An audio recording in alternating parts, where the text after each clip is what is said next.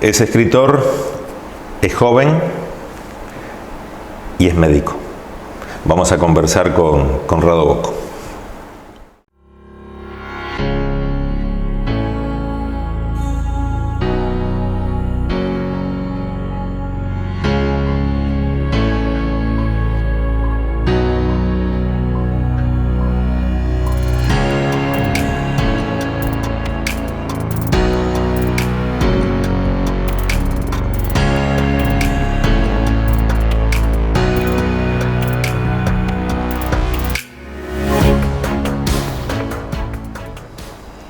Va a ser un desafío poder comentarles, contarles y ampliarles, vos a tus hijos, yo a lo mejor a mis nietos, que pasamos por una pandemia, que uno a lo mejor lo escuchaba de nuestros abuelos. Esto significa, quizás no nos damos cuenta qué es lo que nos está ocurriendo y somos protagonistas. Sí, es que yo creo que estamos escribiendo una página de la historia, claramente. No nos estamos dando cuenta, pero sin duda va a pasar el tiempo y si tenemos suerte de vivir algunas décadas más, en un fogón, una mesa de familia, comiendo algunas pastas o haciendo un asado, nos van a preguntar y vamos a tener que recordar con mucha facilidad, yo creo, de traer a ese presente todo lo que estamos viviendo hoy. Exacto. Uno de los temas que suele estar sobre todo en los medios de comunicación, porque hay bastantes opiniones encontradas respecto al tema de los barbijos, sobre todo en determinadas localidades. Nosotros le contamos a la gente, porque salimos, obviamente tenemos la posibilidad de llegar a diversas partes del país y del mundo, que somos una localidad que hasta el momento de esta charla no hay detectado ningún caso positivo y se ha decretado desde el gobierno un uso a partir de muy poco tiempo obligatorio del barbijo, y sigue habiendo controversia en lo que dice la Organización Mundial, la opinión de ustedes, los profesionales. Entonces voy a la opinión, digamos, tuya como profesional y preventista, digamos, ¿no? Sí, bueno, en principio desde siempre el uso del barbijo para nosotros los profesionales estuvo también bastante discutido, inclusive puertas adentro, lo que puede ser en nuestra actividad laboral propiamente dicha. El tema del barbijo siempre no se usa de forma, excepto que no sea en un quirófano o en una sala de aislamiento, de forma prolongada, en un consultorio, porque favorece que uno se lo esté toqueteando, lo esté manipulando y termina siendo peor el remedio que la enfermedad. Lo que nosotros deberíamos comprender en cuanto a coronavirus, a este tipo de coronavirus, es que tiene dos mecanismos de contagio. Uno es el respiratorio y el otro es por el contacto también, de forma directa o indirecta. Entonces, impresiona que, bueno, todos hablamos del estornudo, de la tos, entonces el barbijo da una sensación de seguridad, como que es otra barrera, ¿está bien? Pero nos estamos olvidando de que si cae alguna gotita o alguien estornuda, primero que se estornuda por los barbijos que no son los quirúrgicos o los IM95, que son los más especiales, en ese sentido no dejan como barrera pasar estas gotitas en un 99%, dicen algunos.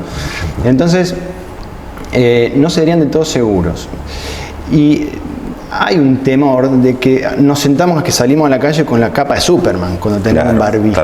Digo, lo importante no es tanto la barrera, aunque sí puede ser importante, sino es todo lo otro, cómo vamos a hacer uso de esa herramienta. Acá no tenemos que olvidarnos de que si no nos lavamos las manos, todos, ¿sí? Al tocar una superficie podemos estar dejando plantado este virus que después va a ser trasladado por otra persona que toca en el mismo lugar. Tal cual. Se entiende que el barbijo puede ser de utilidad, ahora va a empezar a verse cómo le estuvo yendo a los lugares donde lo empezaron a utilizar con anterioridad, con más tiempo, desde el punto de vista estadístico, porque la verdad que hay que ir al dato duro, al dato objetivo, a ver si realmente, y después demostrar que fue por el barbijo, ¿no? Entonces digo, lo del barbijo impresiona que podría ser utilidad para que la persona que es asintomática, me parece a mí, esto es una idea, no está depositando estas gotitas de flux al hablar. porque en el estornudo seguramente pase también. Entonces parecería que va por ahí la utilidad del barbijo, pero hay que usarlo bien, o sea, es eso, y además no tocarse la T de la cara, y en lo posible no tocar todo lo que nos rodea. Claro, uno de pronto ve por las calles gente en bicicleta con el barbijo, en la moto con el barbijo, dentro del auto con el barbijo, y a veces uno se pregunta si realmente es tan necesario, porque este COVID-19 que supimos conseguir, decimos, su mayor fuente de contagio es el contacto, no está en el aire, no suele estar tanto en el aire. En lugares cerrados, lo primero que salió al principio, cuando llegó nuestros primeros casos, es un trabajo en la New England, que es la revista médica de mayor impacto en el ambiente, donde ahí se empezó a hablar de que aerosolizado en un lugar cerrado estaba 3 horas. Eso era una mala noticia, porque ya empezaba incluso a uno sospechar que no iba a ser ni siquiera de utilidad un barbijo, porque recordemos que ingresa por mucosas también. Bien. Entonces al toquetear se queda más en la superficie, todo un tema. Creo que más allá de cosas que a veces quedan en un gris y uno no sabe cómo tomarlas, tenemos que siempre fortalecer lo más básico e indiscutible, que son las medidas que parecen tan lejanas, pero que son las que empezamos a hablar de hace 20 días, cuando esta pandemia llegó a nosotros, que es lavado de manos, distanciamiento, no llevarse la mano a la T de la cara, que es muy difícil. En esta entrevista nos va a pasar, de hecho. El tic lo tenemos todo. Son conductas aprendidas, es como un fumador. A ver, de hecho, ¿por qué un fumador no puede, por qué no le sirve al fumador el cigarrillo electrónico? Porque el cigarrillo electrónico no le permite retirar su conducta aprendida de llevar algo a la boca. Claro.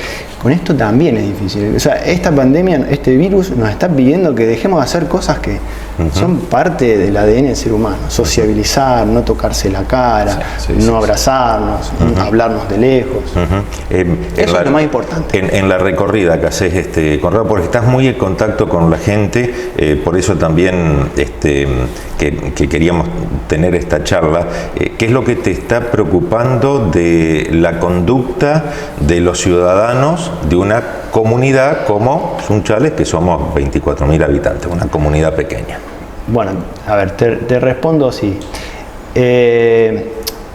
No sé si mi perspectiva es de utilidad, porque yo te voy a hablar de un purista, digamos, de una mirada muy purista desde lo médico. Bien. Alguien que yo, como todos, sobre todo los médicos clínicos, infectólogos, los que estamos más en la atención primaria, en los que nos interesa mucho lo preventivo, lo teníamos incorporado al conocimiento desde un principio, inclusive antes de que se geste en nuestro país, desde que venía de Europa, por así decir. Y lo veníamos siguiendo y lo veníamos analizando y empezamos a ver cómo había que afrontar este tema desde la atención, y vimos que era todo un mundo nuevo para la protección personal, por ejemplo, y desde el tratamiento y desde el operativo, de evitar circulaciones en la hora de atender el COVID, no COVID. Pero digo, entonces, estás hablando con alguien que ya tenía un expertise lógico, ¿no? Tal cual. Entonces, desde el principio, la conducta, si yo hubiese sido presidente o alguien, colega, hubiese tenido una conducta mucho más drástica a la hora de analizar qué hacemos, si aislamos o no aislamos. Bien. Y capaz que te cerramos el país, que no haya nadie y nos manejamos libremente sin el virus adentro. Eso sí hubiese sido lo ideal. Entonces, pero bueno, eso es difícil que haya sido así. Es lógico que haya sido de esta otra manera. Yo creo que, y yendo a la pregunta tuya, entendimos nosotros es que la gente va incorporando las cosas con la pedagogía de estas cuestiones. O sea, va incorporando en la medida que va viendo. O sea, algunos esperan el virus con traje y corbata hasta que se dieron cuenta que no iba a aparecer, pero sí empezaron a ver noticias que simulan esta figuración, por así decirlo. Al principio salían todos y hasta que se dieron cuenta que empezó el primer caso. Después salían menos, pero salían hasta que apareció en Rafaela. Y bueno, va a ser un aprendizaje con los hechos, van a ser sus conductas hijas de las circunstancias, por así decirlo. Y nosotros también fuimos entendiendo eso, ya no nos enojamos tanto. Es algo lógico que esto vaya ocurriendo de esta manera. Perfecto. Se habla de el adulto mayor. Bien. Se me ocurre corregime si no es así, que es una persona de 80, 85 años que está dentro de ese grupo, puede llegar a tener un comportamiento o aceptar mucho más el hecho de tener que quedarse en su casa, pero aquella persona de 61, 62, aquella persona activa que dice yo no soy un adulto mayor, estoy activo y me hacen quedarme en mi casa. ¿Cómo luchar con eso? Porque la parte psicológica hace un daño similar o mayor que el virus mismo, ¿no? Sí, tal cual. Es real lo que decís.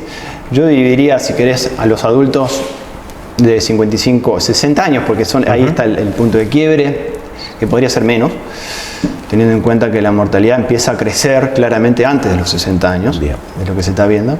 Pero digo, entre los 60, y no pongamos una edad, pero sí mayores de 60 que están muy activos, incluso son personas que trabajan, profesionales médicos, Tal cual. hay, y aquellos que están en un hogar o que nunca ya no salen de su casa y tienen un Alzheimer de diferentes estadios. Por ahí es distinto, la verdad, que Sunchales es una ciudad que permite que este tipo de personas, los primeros que decíamos, prácticamente sean dueños de la ciudad, la recorren, hacen todo lo que por ahí en una ciudad grande no podrían hacer. Un adulto de este tipo en una ciudad grande por ahí ya está más recluido, un poco más encerrado en su departamento, con cierto temor por inseguridad y demás. Entonces es mucho más fuerte el impacto, me impresiona esto del sentido común, lo que yo voy viendo, porque mis papás están en esa situación. Y yo los veo que por momentos son como leones enjaulados, con toda la coherencia y la responsabilidad social que tienen, y en ese sentido responden a la norma. Y después están los otros, que está bien, nunca salieron, que tienen pero les afecta mucho, porque ya no pueden recibir al familiar en el hogar, y son personas que necesitan mucho del estímulo permanente. ¿Sí? De la información, eso que a veces vemos, necesitan usar el cerebro todo lo que puedan. Y con esta situación se les va a complicar y ya se está empezando a ver situaciones de agravamiento de su situación neurológica. Claro, como profesional, la información versus la sobreinformación. Mira, en eso creo que caímos todos. Porque COVID-19... por supuesto que nos sorprendió, como decíamos al principio, estamos ante un evento histórico, en donde si bien la dinámica del tema del contagio de la pandemia uno la puede entender rápidamente, a los fines de hablar de prevención y sobre todo de tratamientos y de forma de abordarlo, nos sorprendió a todos. Y ahí, en eso el juego de la información válida y la fake news, por así decirlo, fue difícil de discriminar. Es lógico que también, hasta que los hechos, el tiempo, van dilucidando el camino a seguir, por así decirlo. Esto sigue siendo así, desde el punto de vista, o sea, ahora aparecen como otra corriente de tratamiento, otra fisiopatogenia por la cual aparentemente el virus hace daño. No hay que apurarse. Me parece que nosotros, desde todo punto de vista, estamos leyendo las 1001 noches. Y estamos por el capítulo, no sé qué noche, 20, 25, 30 de cuarentena. Nos faltan recorrer el resto. Esto va a ser muy largo. O sea, no es momento de sacar conclusiones, sí es momento de estar lo más tranquilos posible, lo más serenos posible, con todas las dificultades, porque la situación impresiona que por momentos pasa de un gris a un oscuro, teniendo en cuenta principalmente lo económico en nuestro país, fundamentalmente lo económico. Si esto fuera por cuarentena, más o menos lo vamos a... Me parece que sería cuestión de tener paciencia. Pero sabemos que nosotros vamos a hacer nuestra propia curva, está claro. Y en ese aspecto hay mucha incertidumbre y hasta temor. Entonces, habrá que ver cómo se dan las circunstancias, pero en un marco de tranquilidad, cordialidad, de mucha solidaridad, mucha responsabilidad, ¿sí? Y de acuerdo. Actúa también muy fuertemente, te decía, haciendo un par de pasitos hacia atrás, la parte psicológica, porque uno habitualmente, un trabajador habitual, dice, no veo la hora que llegue el fin de semana para quedarme en mi casa y no hacer nada. Ahora que se tiene que quedar en su casa y no hacer nada, quiere salir. porque dice, no, ahora me lo prohíben y está muy preocupado, quiero cortar el pasto, quiero dar una vuelta en bicicleta, quiero hacer algo, y comienza a afectarse también hasta la salud psíquica, porque hay personas más resistentes y otros menos resistentes a esto, a la depresión y todo esto, ¿no? Es tal cual, es comprensible. Entonces, lamentablemente a veces hay que actuar con mucho rigor, porque es una forma de hacer acatar la norma, y también de dar el ejemplo, y de hacer entender hasta dónde es la gravedad del problema. Porque si sos medio blando es como que no tenés la convicción de hacer respetar la ley, claro. Es como que la gente dice, capaz que no es para tanto. Y lamentablemente, sin que esto se interprete como un ataque, para nada, porque insisto, para nosotros los médicos es fácil de comprender, pero nos ponemos en el lugar del otro. Es lógico que a veces sea difícil de entender la problemática, ¿sí? La problemática desde el punto de vista de la salud. Después tenemos que entender también nosotros, los médicos, la problemática desde el punto de vista de lo económico. Claro. Que en definitiva van claramente de la mano. Sí, me imagino, nuestro país sobre todo, con su propia curva de casos, muy relacionado a no sé si un tironeamiento, pero sí una amalgamaje ahí de lo económico y todas las medidas de salud que vayan a tener que tomarse, dependiendo de la situación, de la circunstancia de ese momento, que van a tener que ir siendo armónicas, donde uno tironea, otro acompañe, y de esa forma, porque si no se rompe, y la idea es que no se rompa. Hay diversos lugares en una comunidad como la nuestra, donde se están preparando determinados centros con camas y todo, y la gente dice, che, hace falta si no hay ningún caso todavía. ¿Qué es lo que esperan ustedes como profesionales que pueda llegar a ocurrir? Porque estas son todas medidas hoy preventivas, digamos, ¿no? Porque los casos que han llegado con el hospital medianamente se logran subsanar o atender. Tal cual. Bueno, teniendo en cuenta las características del sistema de salud en la Argentina y por ende en cada zona, lo primero que saltó fue la voz de las personas que desde lo operativo, desde el terreno, conocemos. De manera que a partir de eso, de un trabajo conjunto, cada uno en su municipio y desde Nación para abajo, se planteó el peor escenario. A pocos días de ver imágenes totalmente impactantes de Europa y de países que en nuestro ADN están dentro de nuestro ADN, quiero decir, como España e Italia. Entonces se trasladan, se readaptan esa estadística y se hace una proyección para cada lugar. Eso implica todo este desborde de inversiones que pueden sonar monstruosas, que de hecho lo son, y la preparación, ¿sí? Desde el punto de vista de la inversión, pero también desde el tratamiento, desde lo operativo, de ver cuál es la mejor manera de hacer la atención para este problema. Pasó un tiempo, pero nunca, y de hecho yo creo que fue correcto, la idea siempre fue ajustemos todo lo que se puede al principio hasta tener un diagnóstico. Con eso vos vas viendo dónde estás parado y después haces un trabajo de fuelle, o como vas viendo, vas poniendo un poco más laxo, vas liberando y vos, a lo mejor tenés que volver a apretar. Que es lo que recién, digamos, te comentaba. De manera que a lo mejor hoy puede parecer un exceso, pero en el marco de incertidumbre en el que estamos, tal vez quedemos cortos. De hecho, en nuestra ciudad siguen adelante las necesidades de donaciones en dinero, ¿sí? Para todo lo que es insumos, porque el gasto de insumos para la protección del equipo de salud, necesitamos más enfermeros, es tremenda, es monstruosa. Ni hablar de la inversión que hacen algunas instituciones, que es fundamental para el peor de los escenarios, que es todo lo que es respiradores, lugares. Entonces, en ese aspecto está perfecto pensar lo peor, sin olvidarnos de lo que yo creo que es invertir poquita plata para ahorrarte mucho después, que es la prevención. ¿Sí? Es donde por ahí, desde nuestro lugar, más queremos hacer llegar nuestra voz y de que esto no pase a un segundo plano. ¿Sí? Es decir, el prevenir con lo chiquito. Esto es como un quirófano donde yo voy a meter un paciente. Para que no se me infecte, tengo un conjunto del checklist famoso, donde tengo que chequear que esté todo correcto, desde que sea la persona, desde que sea la cirugía que le tengo que hacer, y todo lo que tiene que ver con la asepsia. Yo un detalle de eso que me paso, se me puede infectar.